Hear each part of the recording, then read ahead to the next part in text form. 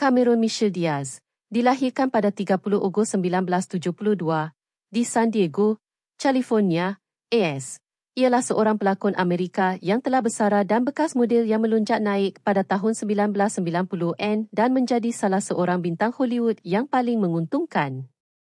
Terkenal dengan senyumannya yang cerah, personaliti yang riang, dan masa komedi yang tepat, beliau dengan mudah beralih antara aksi, komedi romantis, dan peranan dramatik, mengukuhkan dirinya sebagai kehadiran yang serba boleh dan disayangi di layar.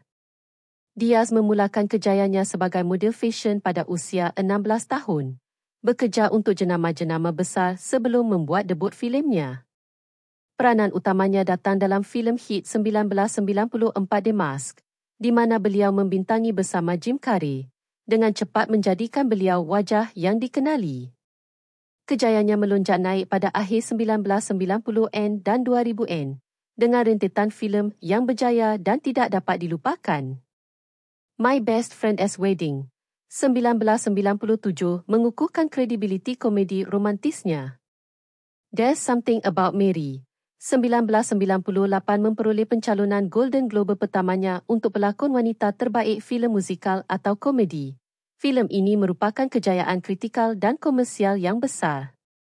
Being John Malkovich, 1999 mempamerkan julat dramatiknya, memperoleh pencalonan Golden Globe untuk pelakon pembantu wanita terbaik. Charlie's Angels, 2000, dan Charlie's Angels, Full Throttle, 2003 sebagai sebahagian daripada trio ikonik, menunjukkan keupayaan aksinya.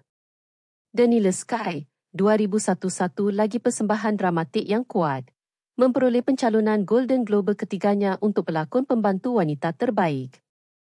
Gangs of New York, 2002 mempamerkan kepelbagaiannya dalam drama sejarah.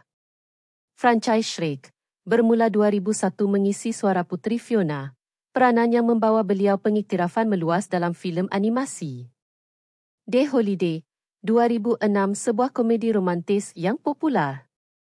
Bad Teacher, 2011 sebuah komedi rating R yang berjaya.